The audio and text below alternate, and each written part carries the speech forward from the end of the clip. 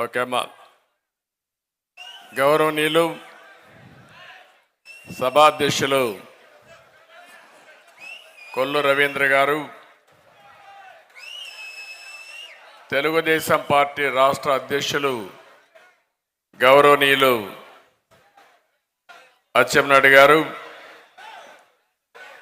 గౌరవనీయులు Telugu Desam party పాలిట్ bureau సభ్యులు, ప్రతిపక్ష నాయకులు శ్రీ యనమల రామకృష్ణ గారు, ఈ యొక్క బీసీ అవుట్ రీచ్ కోసం జైహో బీసీ కింద ఏర్పాటు చేసిన ఈ కార్యక్రమానికి కోఆర్డినేటర్గా చైర్మన్గా పనిచేస్తున్నటువంటి పీతాని సత్యనారాయణ గారు, వేదికపై నుండే తెలుగుదేశం పార్టీ అగ్ర నాయకత్వానికి ఈరోజు జైహో బీసీ కార్యక్రమాన్ని ప్రతి ఒక్క ఇంటికి తీసుకెళ్ళడానికి, సమర్థవంతంగా ప్రజా చైతన్యం తేవడానికి ఇంత పెద్ద ఎత్తున చాలా ఓపికగా మిమ్మల్ని పరీక్షించారు. కానీ మన వాళ్ళందరూ మీలో మాత్రం చాలా ఓపిక ఉంది. దీనికి మనస్ఫూర్తిగా మిమ్మల్ని అందరినీ అభినందిస్తున్నా. ఉదయం 10 గంటలకు ఎంత ఉత్సాహం ఉందో మధ్యాహ్నం 2 గంటలకు కూడా అదే ఉత్సాహంగా ఉన్నారంటే అది మీ పట్టుదల. దానికి మనస్ఫూర్తిగా అందరికీ అభినందనలు, శుభాభినందనలు. ఒక హిస్టారికల్ కార్యక్రమానికి శ్రీకారం చుట్టాం. ఈరోజు మళ్ళీ ఒక చరిత్ర తిరగ రాయడానికి మనందరం ఇక్కడ సమావేశమయ్యాం. ఇప్పుడే కొల్లు రవీంద్ర గారు చెప్తూ రాబోయే 40 రోజుల్లో ఏ కార్యక్రమం చేయాలి, ఏ విధంగా మీరందరూ ప్రజల్లోకి వెళ్ళాలి,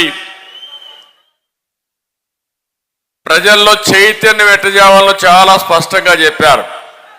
ఇప్పుడే కరీముల్లా అయితే బీసీ సాంగ్ కూడా చాలా బాగా చేశారు. ఆయన్ని కూడా మనస్ఫూర్తిగా అభినందిస్తున్నా. మంచి సాంగ్ తీసుకొచ్చారు. అది చూసిన తర్వాత నాకు అనిపించింది, బీసీలకు లేని నైపుణ్యం ఏంటని అడుగుతున్నా, బీసీల్లో లేని నాయకత్వం ఏంటని అడుగుతున్నా. ఇన్ని ఉన్నాయి.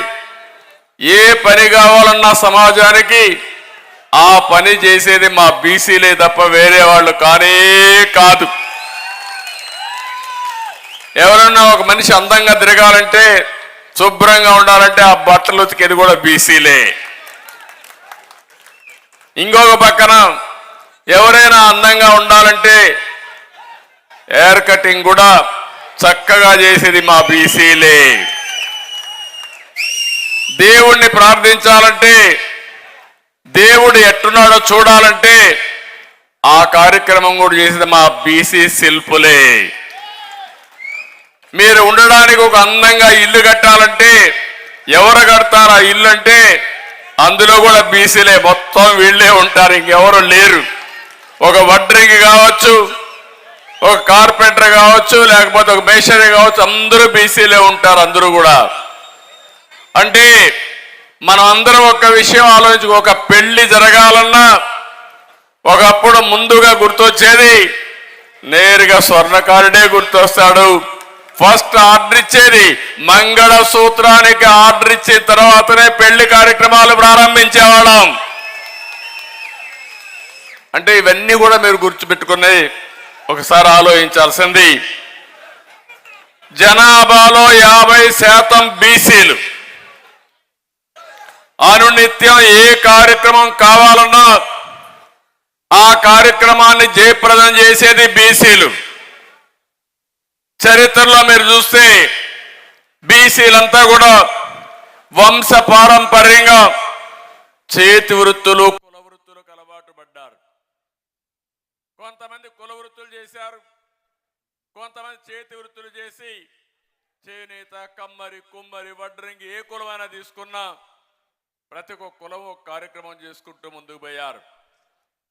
దీనివల్ల మీరు ఒక్కసారి ఆలోచిస్తే పనులన్నీ చేశారు, కానీ మీకు రాజకీయ ప్రాధాన్యత లేదు, ఆర్థిక వెసులుబాటు లేదు. అందుకే మొట్టమొదటిసారిగా ఎన్టీ రామారావు గారు వచ్చిన తర్వాత బీసీలకు న్యాయం చేసిన ఏకైక నాయకుడు, ఏకైక పార్టీ తెలుగుదేశం పార్టీ. అక్కడి నుంచి ప్రారంభమైంది. ఆయన ఒకటే చెప్పారు, మీలో వెన్నుదట్టి లేపారు, బీసీలకు అండగా ఉంటానని భరోసా ఇచ్చారు. మీ కష్టాలు అర్థం చేసుకుని కార్యక్రమాలు చేపట్టిన మహానాయకుడు ఎన్టీ రామారావు గారు. అక్కడి నుంచి మనం ఒకసారి చూస్తే రాజకీయ చైతన్యమే కాదు, రాజకీయాల్లో ప్రాధాన్యత ఇచ్చారు. ఆ రోజు మీరు ఒకసారి మనం ఆలోచించుకున్నప్పుడు, ఇప్పుడు ఇక్కడ చూశారు, వేదిక పైన నాయకులందరినీ చూశారు మీరు. మాజీ మంత్రులు ఉన్నారు, 5 సార్లు మంత్రులైన వాళ్ళు ఉన్నారు, 4-5 సార్లు ఎమ్మెల్యేలు ఉన్నారు. నేను అడుగుతున్నా, ఇంతమంది వైఎస్ఆర్ కాంగ్రెస్ నాయకులు ఎవరన్నా కనపడస్తారా తమ్ముళ్ళు అని మిమ్మల్ని అడుగుతున్నా. అది తెలుగుదేశం పార్టీ విశిష్టత, అది తెలుగుదేశం పార్టీ బీసీలను పైకి తీసుకొచ్చిన విధానం. ఈరోజు ఏ రాజకీయ పార్టీనో చూడండి, నాయకుడిని పెంచరు, చెడు పనులు చేపించి ఆ నాయకుడిని చెడగొట్టి అక్కడి నుంచి ఇష్టానురాజ్యంగా వీళ్ళకు బానిసత్వాన్ని నేర్పిస్తారు తప్ప నాయకులు పెంచే కార్యక్రమం చేయడం లేదు. అందుకే మీరు ఒక్కసారి చూస్తే ఎమ్మెల్యేలుగా, ఎంపీలుగా, మంత్రులుగా దీర్ఘకాలికంగా నాయకత్వాన్ని తయారు చేసిన party Telugu Desam party.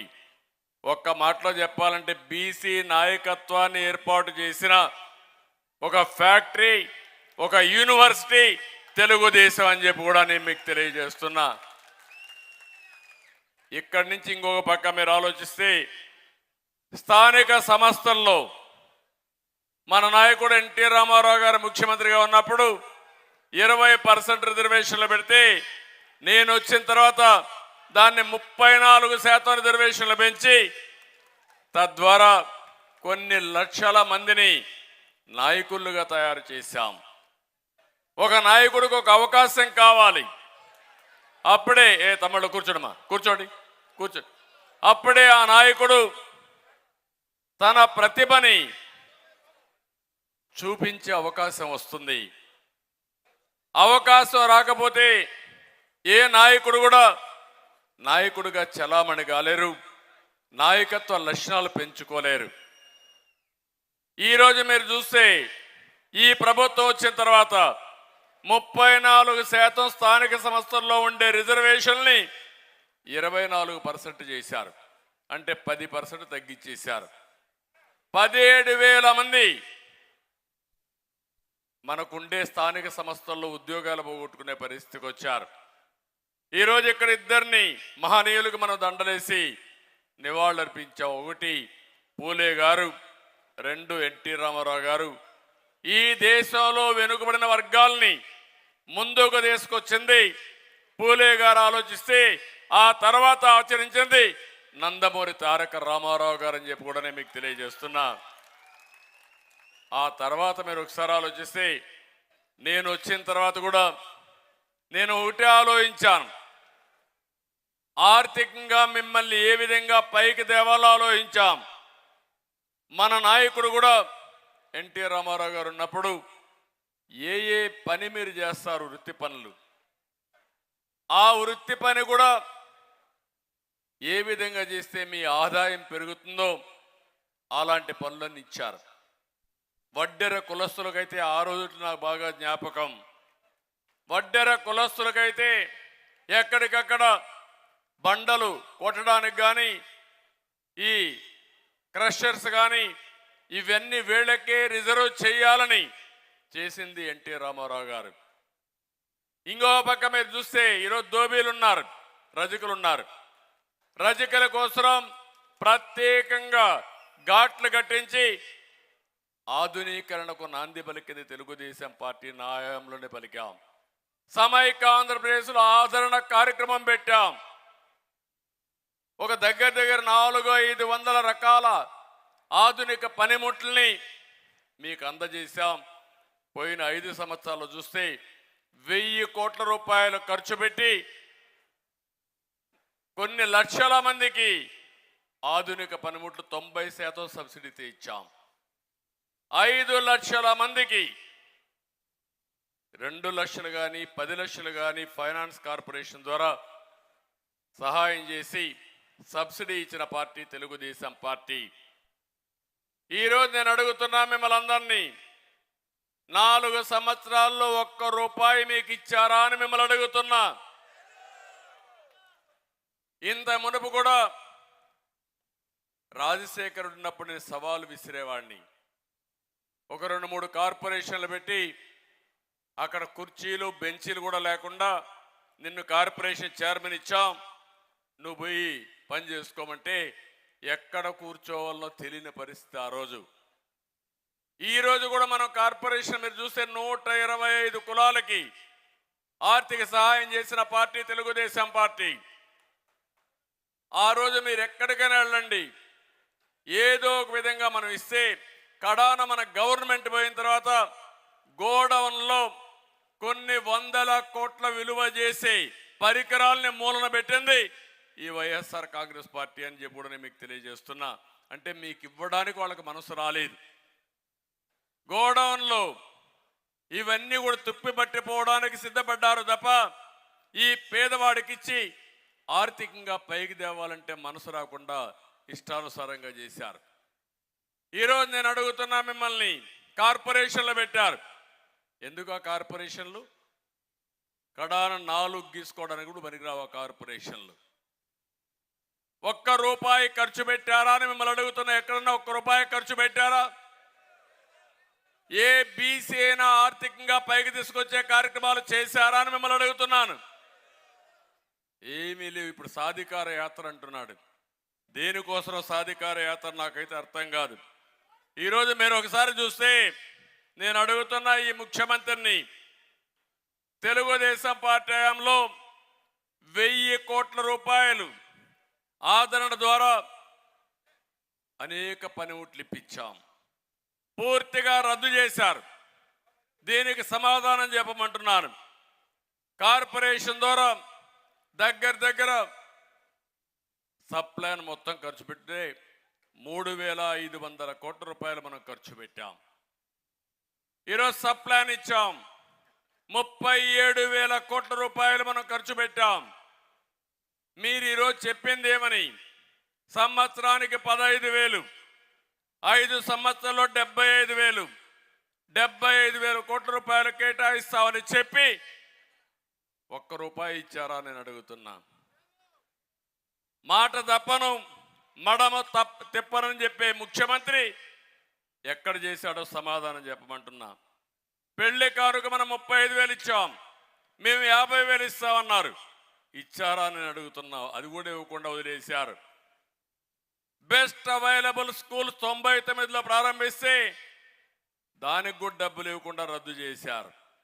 Skill development సెంటర్లు రద్దు చేశారు. స్టడీ సర్కిల్ రద్దు చేశారు. బీసీ భవనాలు, కనీసం కట్టిన భవనాల్ని పూర్తి చేయని ముఖ్యమంత్రి 3 రాజధానులు కడతాడంట. అయిపోయింది ఆ పని కూడా. సుప్రీంకోర్టులో స్పష్టంగా ఏప్రిల్ తర్వాత పోస్ట్ చేశారు కాబట్టి 3 రాజధానుల ముచ్చట అయిపోయింది.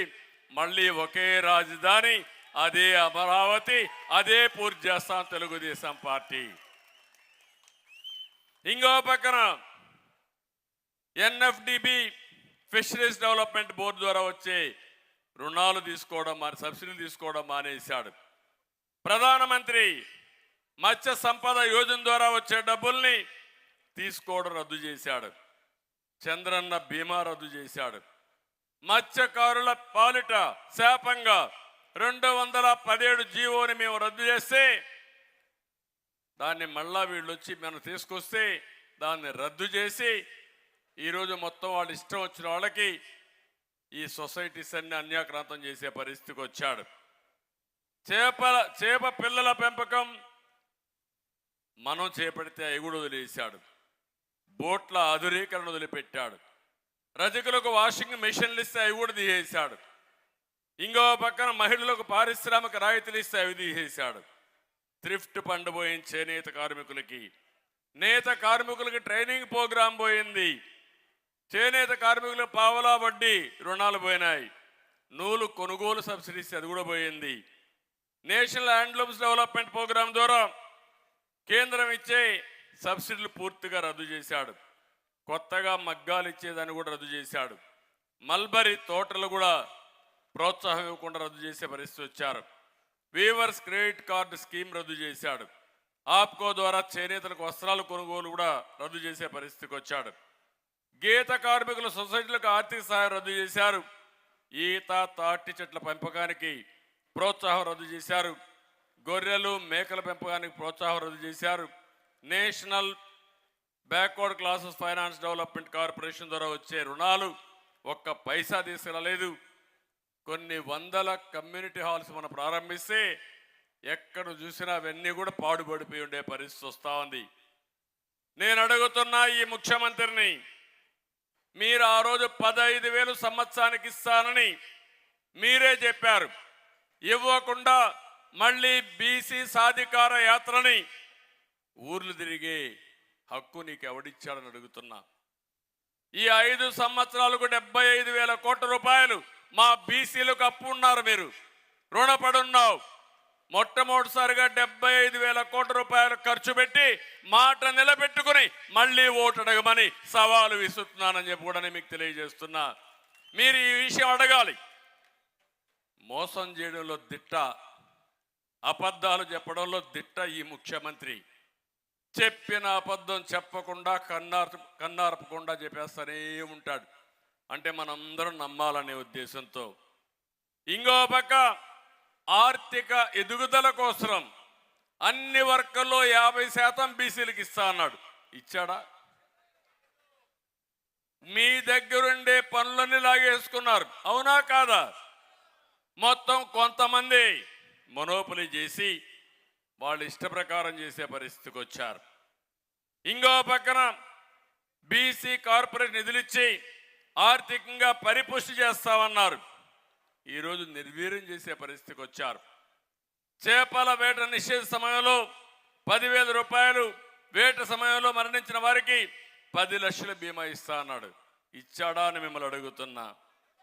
ఇంకో పక్కన మీరు చూస్తే వైఎస్ఆర్ బీమా ద్వారా 5 లక్షల రూపాయలు ఇస్తా అన్నాడు. అది కూడా ఇవ్వాలా? ఈరోజు మీరు ఒకసారి చూస్తే ప్రతి ఒక్క మగ్గం నేసే వ్యక్తులందరికీ, వాడే వ్యక్తులందరికీ 24,000 రూపాయలు సంవత్సరానికి సబ్సిడీ ఇస్తా అన్నాడు. 4 లక్షల మంది దగ్గర చేనేత కార్మికులు ఉన్నారు. వాళ్ళలో మీరు ఇచ్చిందంతా 80,000 మందికి. అంటే 4 లక్షల మంది ఉంటే 80,000 మందికి ఇచ్చి నా చేనేత కార్మికులకు మొత్తం ఇచ్చేశారని ఉపన్యాసాల మీద ఉపన్యాసాలు ఇస్తున్నాడు. ఈయనిచ్చేది 10% అరాకొర. అది కూడా వాళ్ళ పేపర్లో అడ్వర్టైజ్మెంట్ ఇచ్చుకోవడానికి ఈ కార్యక్రమం చేస్తూ ఉంటాడు. మీరు ఎప్పుడన్నా చూడండి, ఈ రాష్ట్రంలో కార్యక్రమాల ద్వారా బెనిఫిట్ అయ్యింది ఒక్క జగన్మోహన్ రెడ్డి కంపెనీనే. ఆ పేపర్ కంపెనీ సాక్షి టీవీ ఇవి బాగుపడ్డాయి తప్ప ఎవ్వరూ బాగుపడే పరిస్థితి లేదు. నేను అడుగుతున్నా ఇక్కడుండే మిమ్మల్ని అందరినీ, మీరు కానీ సమాజంలో ఎవరైనా సరే ఈ ప్రభుత్వం వల్ల బాగుపడిన దాఖలాలు ఉన్నాయా అని మిమ్మల్ని అడుగుతున్నా.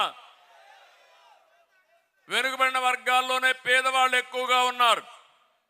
ఆ పేదవాళ్ళు ఆర్థికంగా చితికిపోయే పరిస్థితికి వచ్చారు.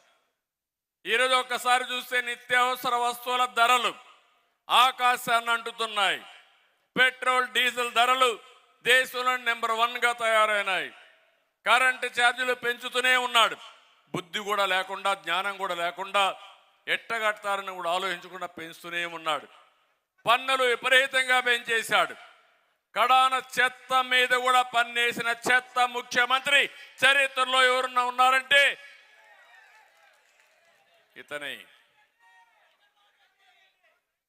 ఇంకో పక్కన చూస్తా ఉంటే ఇలాంటి తప్పుడు పనులు చేసి అప్పుడప్పుడు అరాకొర అంటే 100 రూపాయలు దోచుకుని 10 రూపాయలు చేతిలో పెట్టి నేను గొప్ప దహనకర్ణుడని చెప్పి సంకలకి వేసుకుంటూ తిరుగుతున్నాడు. అది కాదు పరిపాలన. పరిపాలన అంటే సమర్థవంతంగా ప్రజలకు మేలు జరగాలి, మీ జీవన ప్రమాణాలు పెరగాలి, మీ ఖర్చులు తగ్గాలి, ఆదాయం పెరగాలి. అదే సంపద సృష్టించడం. సంపద అంటే రాష్ట్రమే కాదు, ప్రతి ఒక్కరి ఆదాయం పెరిగితే, మీ జీవన ప్రమాణాలు పెరిగితే అదే నిజమైన అభివృద్ధి. ఆ మాత్రం కూడా తెలియకుండా నేను బటన్ నొక్కుతున్నా అంటున్నాడు. కానీ బటన్ బొక్కుడు విషయం ఎవరికి చెప్పాలని అడుగుతున్నా. సాయంత్రం అయితే నీకెంత ఆదాయం వచ్చిందని ఆలోచిస్తున్నారు మీరు. ప్రజలకు ఏం మేలు జరిగిందని ఎప్పుడు ఆలోచించిన దాఖలాలు లేవు. మీరు ఒక్కసారి కుటుంబాల్లో మీరు ఆలోచించండి. ప్రతి ఒక్క కుటుంబాన్ని ఒక రైతు, ఒక బీసీ, ఒక కార్మికుడు, ఒక నిరుద్యోగి ఈ ప్రభుత్వం వల్ల లాభం వచ్చిందా నేను అడుగుతున్నా. మంచి సమయం. ఈరోజు ప్రపంచం అంతా టెక్నాలజీగా ఇవన్నీ వచ్చి ముందుకు పోయే సమయంలో ఇక్కడ మన రాష్ట్రంలో చూస్తా ఉంటే అధోగతిలో ముందుకు పోతున్నాం. ఇప్పుడే ఒక ఇది పెట్టారు, రాష్ట్ర సంపదన ఎంతైతే వస్తుందంటే మనకు జిఎస్డిపి అంటాం, అంత అప్పు చేసేశాడు. 13 లక్షల కోట్ల రూపాయల అప్పు. కొంతమంది అప్పర్ క్యాస్ట్లు కావాలంటే వేరే రాష్ట్రానికి వెళ్ళిపోతారు, వేరే దేశాలకు వెళ్ళిపోతారు. ఇక్కడ ఉండేది బడుగు బలహీన వర్గాలే ఇక్కడ ఉంటారు. మీ రక్తాన్ని తాగుతారు రేపటి నుంచి పన్నుల రూపేణా. జగన్మోహన్ రెడ్డి అప్పు తీరుస్తాడా?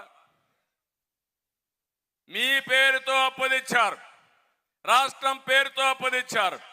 ఈ అప్పు తిరిగి కట్టాల్సింది మనమే కట్టాలి. ఈ విషయం మీరంతా గుర్తుపెట్టుకోవాల్సిన అవసరం ఉంది. దీంట్లో 13 లక్షల కోట్లలో సగం అంటే 6.5 లక్షల కోట్లు వెనుకబడిన వర్గాలే కట్టాలి. తమ్ముళ్ళు 50% జనాభా కాబట్టి మీకు న్యాయం చేయలా. 50% అప్పు మేము ఎత్తినేశాడు. అదే 6.5 లక్షల కోట్లు అని చెప్పి కూడా నేను మీకు తెలియజేస్తున్నా. ఎవరైనా మాట్లాడితే ఇంకా వాళ్ళ మీద కేసులు.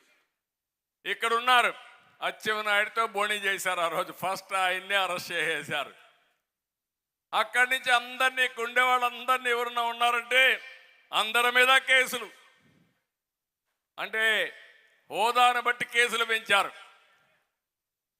కడాన కాళాస్తిలో మున్రాజమ్మ పాపం ఒక కొట్టు పెట్టుకునుంది. లోకేష్ వస్తే అక్కడ పోతా ఉంటే ఆ కొట్లో స్వాగతం పలికింది. ఆవిడ చేసిన పాపం. పడ్డాడు బియ్యపు రెడ్డి. నెక్స్ట్ డే ఆవిడ షాప్ మీద. ఆ అమ్మాయి నిలబడింది, నా ప్రాణం పోయినా సరే నేను రాజీ పడను, గట్టిగా పోరాడతాను, ఒక ఆడబిడ్డ అయినా సరే గట్టిగా ఉంది. ఆ మునిరాజమ్మ గారు ఒక రజక కులానికి సంబంధించిన మహిళ. ఆ మహిళ నీతి నిజాయితీకి నేను మనస్ఫూర్తిగా అభినందన తెలియజేస్తున్నా. అది నీతి మాలిన వ్యక్తులు మీరు. నేను అడుగుతున్నా, నిన్నే 38 మందిని ఎమ్మెల్యేలు మార్చాడంట. మార్చాడు, చూసారా తమ్ముళ్ళు ఎట్ట మార్చాడో? ట్రాన్స్ఫర్లు చేశాడు. ఈ ఎమ్మెల్యే ఇక్కడి నుంచి ఈ ఊరు నుంచి ఇంకొక ఊరికి ట్రాన్స్ఫర్, ఒక జిల్లా నుంచి ఇంకొక జిల్లాకు ట్రాన్స్ఫర్ అని. అంటే మన ఇంట్లో చెత్త ఇక్కడ ఉండకూడదు కానీ పక్కన ఇంట్లో వేసేయాల. ఇది ఎక్కడ న్యాయమో నాకైతే అర్థం కావడంలా. మంత్రుల్ని ట్రాన్స్ఫర్ చేసేశాడు. ఈరోజు 38 మందిలో 25 మంది ఎవరున్నారంటే బీసీలు, ఎస్సీలు, ఎస్టీలు, మైనారిటీస్. బియ్యపు రెడ్డిని మార్చలేదే కాళాస్తిలో. నీ పెద్దిరెడ్డిని మార్చవే, నీ ద్వారంపూడిని మార్చవే. వాళ్ళు మాత్రం మార్చే ధైర్యం నీకు లేదు. అంటే వీళ్ళు చులకన కాబట్టి కడాన బట్టలు ఇప్పిన తను కూడా పాపం ఎక్కడ పోయాడో మనకైతే అర్థం కాల. మళ్ళా సమర్థించుకునే పరిస్థితికి వచ్చారు. అంటే నేను ఎందుకంటున్నానంటే ఒక నాయకుడిని తయారు చేయడం చాలా కష్టం. ఆ నాయకుడిని దీర్ఘకాలికంలో సమాజానికి ఉపయోగపడడానికి తయారు చేయడం అనేది రాజకీయ పార్టీల బాధ్యత. నేను గర్వపడుతున్నా ఈ కొండే రామకృష్ణ గారు 42 ఏళ్ల నుంచి తెలుగుదేశం పార్టీలో పాలిట్ బ్యూరోలో ఉన్నారంటే అది తెలుగుదేశం పార్టీ ఇచ్చిన గౌరవం. ఇక్కడుండి అచ్చెన్నాయుడు గారి అన్న ఎర్రమనాయుడు గారు కేంద్రంలో మంత్రి పదవి ఇస్తే ఒకే కేబినెట్ మినిస్టర్ కింద ఎర్రమనాయుడు గారికి ఇచ్చామంటే అది తెలుగుదేశం పార్టీ చూపించిన చొరవ. వేదిక పైనుండే ప్రతి ఒక్కరిని ఆలోచించండి. వారి యొక్క అనుభవాన్ని గుర్తు చేసుకుని ఎక్కడికక్కడ ఒక కృష్ణప్ప కావచ్చు, ఒక ప్రభాకర్ కావచ్చు, లేకపోతే రవీంద్ర కావచ్చు, పీతాని కానీ, కాలువ కానీ, పార్సార్థి కానీ, సత్యనారాయణమూర్తి అందరిని మీరు చూడండి. ఎవరినైనా సరే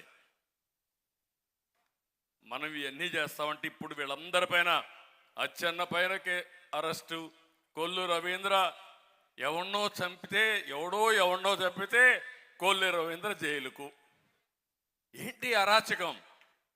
ఇంకోప కోన రవి, యనమల, అయ్యన్న, కళా వెంకట్రావు, బండారు పాపం ఆయన ఇంటికి రాత్రిలో పోతే వీరోచితంగా పోరాడి కడాని ఎవరైతే తప్పుడు కేసులు పెట్టారో వాళ్ళ కోర్టు మెట్లెక్కిచ్చే పరిస్థితికి వచ్చాడు. శభాష్. ఆ విధంగా ప్రతి ఒక్క బీసీ తయారు కావాలి.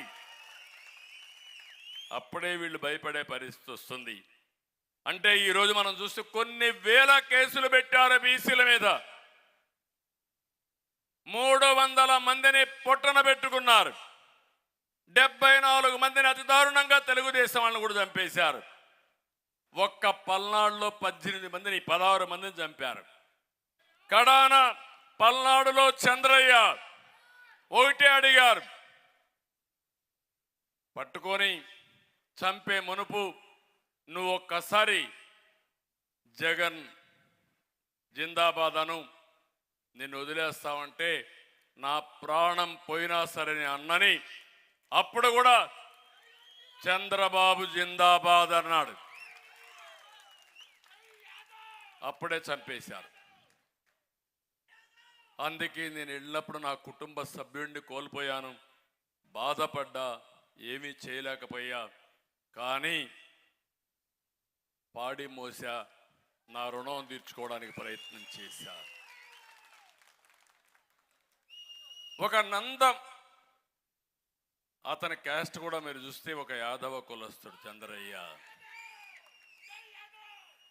ఇంకో పక్కన మీరు చూస్తే నందం సుబ్బయ్య ప్రొద్దుటూరులో ఒక చేనేత కార్మికుడు, ఒక లాయరు. అన్యాయం పైన ప్రశ్నించాడు, అవినీతి పైన ప్రశ్నించాడు. ఎవరా వ్యక్తి? ఇప్పుడు ఎమ్మెల్యే. మార్చలేదే? నీ ప్రొద్దుటూరు ఎమ్మెల్యేని మార్చలేదే? ఎందుకు మార్చలేదు? మార్చలేవు. కడమోళ్ళు అయితే మారుస్తావు నువ్వు. అంటే దీన్ని బట్టే మనం అర్థం చేసుకోవాలి. సామాజిక న్యాయం అనేది రెడ్లు కూడా ఎవరూ బాగుపడలేదు. ఆ విషయం కూడా మీరు గుర్తుపెట్టుకోవాలి. 4 రెడ్లే బాగుపడ్డారు. ఆ 4 రెడ్లలో number 1 Peddireddy, number 2 Vijayasai Reddy, number 3 Sajjal Reddy, number 4 Subbareddy. 4 బాగుపడితే రాష్ట్రం అంతా, రెడ్లంతా బాగుపడిపోయారని మిమ్మల్ని అడుగుతున్నా. ఈరోజు రెడ్డిస్ అంతా కూడా నష్టపోయారు. రైతు అనే రెడ్డి తిరిగి అన్ని కులాల్లో రైతులు ఉంటారు, అందరూ పోయారు. కాంట్రాక్టర్లు ఉంటారు, వాళ్ళు పోయారు. ఇండస్ట్రీ ఉంటారు, వాళ్ళు పోయారు. ఒకటిగా వ్యాపారస్తులు పోయారు. అంటే ఈ యొక్క తిక్క సమాచారంతో మొత్తం నష్టపోయే పరిస్థితికి వచ్చారు. చాలా బాధాకరం అని చెప్పి కూడా నేను మీకు తెలియజేస్తున్నా. ఈరోజు నేను ఎందుకు బీసీ రక్షణ చట్టాన్ని సూపర్ 6లో పెట్టామంటే, రేపు రాబోయే రోజుల్లో నా బీసీ జోలికి ఎవడైనా వస్తే ఆ రోజే అతన్ని ఫినిష్ చేసే పరిస్థితి రావాలి. ఒక నమ్మకాన్ని మీకు ఇవ్వాల్సిన అవసరం ఉంది. ఒక రక్షణ కవచాన్ని మీకు ఇవ్వాల్సిన అవసరం ఉంది. అందుకే ఈరోజు బీసీ రక్షణ చట్టాన్ని తీసుకొచ్చాం. ఈరోజు నేను ఒకే ఒక విషయం మిమ్మల్ని విజ్ఞప్తి చేస్తున్నా. 54 సాధికార కమిటీలు వేశాం.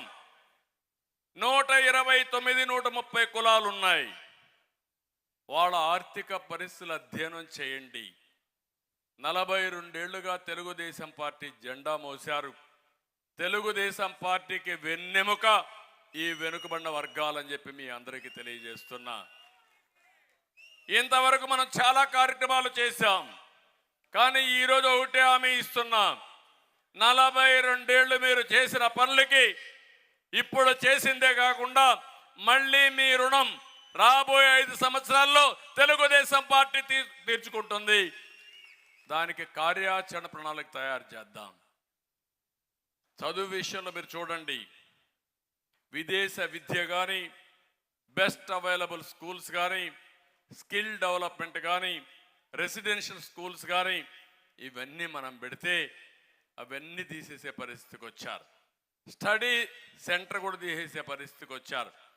ఇలాంటి చాలా దుర్మార్గంగా ప్రయత్నం చేసే పరిస్థితికి వచ్చారు. అంటే మనం ఒక్క విషయం గుర్తుపెట్టుకోవాలి. ఏ కులం కానీ, ఏ మతం కానీ, ఏ ప్రాంతం కానీ బాగుపడాలంటే వాళ్ళు రాజకీయంగా మొట్టమొదటిసారిగా పైకి వస్తే తద్వారా చైతన్యం పెరుగుతుంది, లాబియింగ్ ఉంటుంది, వాళ్ళ పనులు వాళ్లే చేస్తామని ఒక నమ్మకం వస్తుంది. ఆ తర్వాత ఆర్థికంగా ఎదుగుదల రావాలి, డబ్బులు సంపాదించాలి. అది సంపాదించాలంటే పిల్లల్లో బాగా చదివిస్తే తద్వారా వీళ్ళు కష్టపడినా పిల్లలు బాగుపడతారు, వాళ్ళ జీవితాలు బాగుపడే అవకాశం ఉంటుంది. ఆర్థికంగా ఎదుగుదల వస్తే ఆటోమేటిక్గా సమాజంలో మీకు కల్చరల్గా పైకి వస్తారు. ఒక 10 మంది కానీ బాగా డబ్బులు సంపాదించే మార్గం తెలిస్తే ఆ 10 మందిని చూసి ఇంకొక 1000 మంది ఇన్స్పైర్ అవుతారు. ఒకరిని చూసి ఒకరు నేర్చుకుంటారు. ఎక్కడికక్కడ చర్చ జరుగుతుంది. అందరూ కూడా పైకి పోయే పరిస్థితి, ముందుకు వచ్చే పరిస్థితికి వస్తుంది. ఇలాంటి చేయడం కోసమే ఆ రోజు మనం చేశాం. అంచెలంచెలుగా బీసీలకి పెద్దపేట వేసిన పార్టీ తెలుగుదేశం పార్టీ. అంచెలంచెలుగా బీసీలని వేధించిన పార్టీ వైఎస్ఆర్ కాంగ్రెస్ పార్టీ. మాటలు మాత్రం కోటలు దాటుతాయి కానీ చేష్టలు మాత్రం గడప కూడా దాటవు. అది వైఎస్ఆర్ కాంగ్రెస్ పార్టీ నీతి అని చెప్పి కూడా నేను మీకు తెలియజేస్తున్నా. ఈ 40 రోజుల్లో ప్రతి ఒక్క మండలానికి మీరు వెళుతున్నారు. ఆ మండలంలో ఆ మండల పరిధిలో ఉండే తెలుగుదేశం పార్టీ చైతన్యం కలిగిన కార్యకర్తలే కాకుండా ఇన్ఫ్లుయెన్సర్స్ని, ఆ కులంలో ఎవరికైతే పలుకుబడుందో, ఆ కులం కోసం, ఆ ప్రాంతం కోసం ఎవరైతే కష్టపడుతున్నారో వాళ్ళు కూడా ఈ మీటింగ్ పిలవండి. వాళ్ళ ఆలోచనలు తీసుకోండి. నా ఆలోచన ఒకటి, రాబోయే 20-30 సంవత్సరాల్లో ప్రపంచంలోనే తెలుగు జాతి నెంబర్ 1గా ఉండాలనేది నా ఆకాంక్ష, నా కోరిక, నా విజన్. దానికోసం నేను పనిచేస్తున్నా. పేదరికం లేని సమాజం ఉండాలనేది నా ఆలోచన. పేదవాళ్ళు ఎక్కువ ఉండే కులం బీసీలు ఉన్నారు. దీనికోసమే ఒక మాట చెప్పాను, నేను P4 అన్నాను. బాగా అర్థం కావాలంటే ఇప్పుడిచ్చే సంక్షేమ కార్యక్రమాలు ఇస్తూనే, ఒక్క మాటలో చెప్పాలంటే జగన్మోహన్ రెడ్డి చేసే కార్యక్రమం ఏంటంటే 10 రూపాయలు ఇచ్చి 100 రూపాయలు దోచుకోవడం. నేను ఇచ్చిన కార్యక్రమం 10 రూపాయలు ఇచ్చి ఇంకా అవసరమైతే 15 రూపాయలు ఇచ్చి 100 రూపాయలు సంపాదించే మార్గం మీకు చూపిస్తా. 100 రూపాయలు సంపాదిస్తే అక్కడి నుంచి 1000 రూపాయలు సంపాదించడం పెద్ద కష్టం కాదు.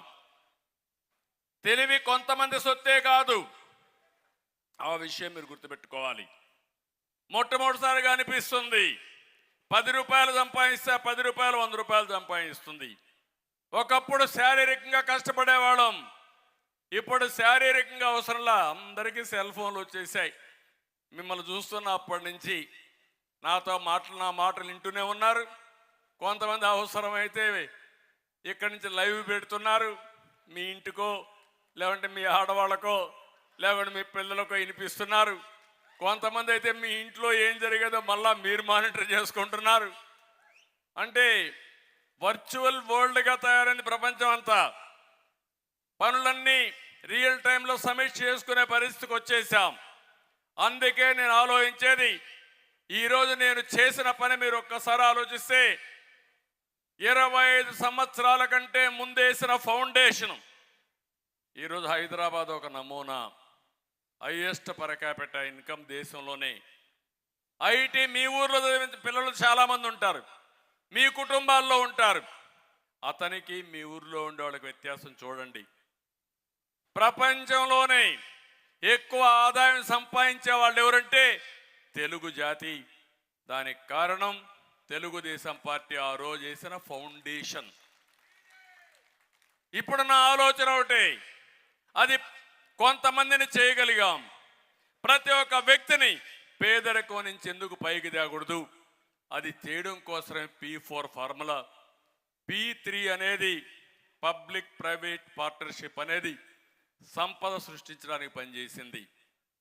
పబ్లిక్ ప్రైవేట్ పీపుల్స్ పార్టిసిపేషన్ అనేది ప్రతి ఒక్క వ్యక్తిని సంపద సృష్టించడానికి, ప్రజలే ఆస్తిగానే పరిగణిస్తున్నా. ఇంట్లో 5 మంది ఉన్నారు, వాళ్ళకు భూములు లేవు. ఈ 5 మంది ఆస్తిగా పరిగణించి ఆదాయాన్ని ఎట్ట పెంచాలో ఆలోచిస్తున్నా. అది సాధ్యమని నిరూపిస్తాం. అందుకనే నేను మిమ్మల్ని అందరూ ఒకటే కోరుతున్నా, నా ప్రాధాన్యత పేదరిక నిర్మూలనలో కూడా మొట్టమొదటి ప్రాధాన్యత, మొట్టమొదటిగా ఈ వెనుకబడిన వర్గాలను పైకి తేవడమే నా లక్ష్యం అని చెప్పి కూడా నేను మీకు తెలియజేస్తున్నా. ఎప్పుడు కూడా ఒక మంచి కార్యక్రమం చేయాలనుకుంటే రాజకీయాల్లో అవకాశం ఇవ్వాలి. రాజకీయాల్లో అవకాశం ఇచ్చింది తెలుగుదేశం పార్టీకి. ఈరోజు నాకు గుర్తింపు వచ్చిందంటే ఆ గుర్తింపుకు కారణం నా వెనుకబడిన వర్గాలు తప్ప ఇంకొకరు కాదని మరొకసారి మీకు తెలియజేస్తున్నా. అందరూ కూడా సహకరించవచ్చు. దాంట్లో మొట్టమొదటి నుంచి తెలుగుదేశం పార్టీకి పూర్తిగా నమ్మింది, బలపరిచింది, కష్టాలు నిలబడింది. సంపద ఉన్నా కాదు, నా ప్రాణం పోయినా పర్వాలేదు, నేను ఒక స్ఫూర్తిని ఇవ్వాలని స్ఫూర్తినిచ్చినటువంటి బీసీల్ని నా జీవితంలో మర్చిపోలేనని చెప్పి మళ్ళీ ఒకసారి విజ్ఞప్తి చేస్తున్నా. అయితే నా సంకల్పం మంచి సంకల్పం ఉండొచ్చు, చేయాలని ఆలోచన ఉండొచ్చు, కానీ ఆ ఆలోచన అమలు చేయాల్సింది చివరి వరకు తీసుకుపోయే బాధ్యత ఇక్కడే మీ అందరికీ ఉంది. జనాభా దామాషా ప్రకారం అధికారంలో కూడా ప్రతి ఒక్కరికి భాగస్వాములు కావాలి. అంటే రేపు రాబోయే రోజుల్లో మీరందరూ కానీ బీసీల్లో ఒకటిగా చేయగలిగితే ఎక్కడ చూసినా 150 మంది ఏ పొజిషన్లో అయినా బీసీలే ఉండేట్టుగా చేసే బాధ్యత నాది. అది చెయ్యాలంటే కన్సాలిడేషన్ రావాలి. ఏదో నేను థియరీ చెప్పేసి మీరంతా రేపటి నుంచి ఇంట్లో పడుకొని రేపు మన ఎమ్మెల్యేలు గెలవకపోతే గవర్నమెంట్ రాకపోతే మళ్ళా మనం రోడ్డు మీద ఉండాల్సి వస్తుంది. ఆ చైతన్యం మీకు 100 రోజులు కౌంట్ డౌన్ ప్రారంభమైంది. జగన్మోహన్ రెడ్డి పని అయిపోయింది, సినిమా అయిపోయింది, ఇంకేం ఉండదు. గెలిచే అవకాశం కూడా లేదు. లెక్క పెట్టుకోవాలి ఎన్ని సీట్లు వస్తాయని. కానీ ఈరోజు మన మీద బాధ్యత ఉంది. ఈ రాష్ట్ర పునర్నిర్మాణం జరగాలి, పూర్వ వైభవాన్ని తేవాలి. మళ్ళీ ఇన్ని సంవత్సరాలుగా ఈ పార్టీకి అండగా ఉన్న వ్యక్తులకి, బీసీలకి న్యాయం చేసే బాధ్యత తీసుకునే బాధ్యత మనందరిపైన ఉంది. ఈ చైతన్యం మీరు తీసుకురండి. మళ్ళా మనం మాట్లాడుకుందాం. ఫుల్ ప్లెడ్జ్డ్ ఎలక్షన్ మేనిఫెస్టో పెడదాం. వచ్చిన వెంటనే అధికారంలో వచ్చిన తర్వాత ఎక్కడ రాజకీయంగా ఎట్లా పైకి తేవాలి, ఎంతమందికి ఎమ్మెల్యేలకు ఇవ్వగలుగుతాం, ఎంతమంది ఎంపీలకు ఇవ్వగలుగుతాం, ఇవి మ్యాక్సిమం ఇచ్చుకుంటూనే ఆ తర్వాత కూడా ఎంతమందికి ఎమ్మెల్సీలుగా ఇవ్వగలుగుతాం, ఎంతమంది కార్పొరేషన్గా కానీ ఎంపీలుగా రాజ్యసభ కానీ ఇవ్వగలుగుతాం, ఇవన్నీ ఇద్దాం. ఒకే ఒకటి మళ్ళీ చెప్తున్నా, నేను అవకాశం ఇస్తాను. నాయకులుగా తయారు కావాల్సిన బాధ్యత మీది. ఆ నాయకత్వం వల్ల మీ జీవితంలో అనేక వెసులుబాట్లు వస్తాయి. సమర్థవంతమైన నాయకత్వం మీ ఇంటికి కూడా మీరు ఒక ఆస్తిగా తయారవుతారు. ఆ విషయం కూడా మీరు గుర్తుపెట్టుకోవాలని కోరుతూ మరొకసారి ఈ సమావేశంలో మిమ్మల్ని అందరినీ కోరేది 100 రోజుల పార్టీ కోసం, ఆంధ్రప్రదేశ్ రాష్ట్రం కోసం, వెనుకబడిన వర్గాల కోసం మీరు పనిచేయండి. ఆ 100 రోజుల తర్వాత మిమ్మల్ని ఏ విధంగా గౌరవించాలి, ఆర్థికంగా రాజకీయంగా ఏ విధంగా పైకి దేవాలో తీసుకొచ్చే బాధ్యత తెలుగుదేశం పార్టీ తీసుకుంటామని మరొక్కసారి తెలియజేసుకుంటూ, చాలా ఆలస్యమైన ఒక్కరు కూడా కదలకుండా కూర్చున్నారంటే ఈ స్పిరిట్ని ఈ 100 రోజులు కంటిన్యూ చేయాల్సిందిగా మరొక్కసారి ప్రతి ఒక్కరిని కోరుకుంటూ చేస్తారని చెప్పి ఆశిస్తూ, ఎక్కడికక్కడ మంచి నాయకత్వాన్ని ప్రోత్సహించండి, నా దృష్టికి కూడా తీసుకురండి. నేను కూడా వెరిఫై చేసుకుంటాను. వెరిఫై చేసుకుని సమర్థుడైతే అతన్ని పైకి తీసుకొచ్చే బాధ్యత కూడా నేను తీసుకుంటానని చెప్పి మరొక్కసారి మీ అందరికీ తెలియజేసుకుంటూ, నా బీసీ నాయకులందరికీ, నా బీసీలందరికీ మనస్ఫూర్తిగా పేరు పేరున నమస్కారాలు. మా వాళ్ళు వస్తారు, వాళ్ళని ఆదరించండి, మీ సమస్యలు చెప్పండి, మీ సమస్యలన్నీ పరిష్కారం చేసి మీ రుణం తీర్చుకుంటామని మరొక్కసారి అందరికీ విజ్ఞప్తి చేస్తూ అందరికీ నమస్కారాలు. జై హింద్, జై హో బీసీ. గట్టిగా చెప్పాలి, జై హో బీసీ. జై హో అంటే బీసీ అని చెప్పండి. జై హో, జై హో, జై హో, జై హో. Thank you.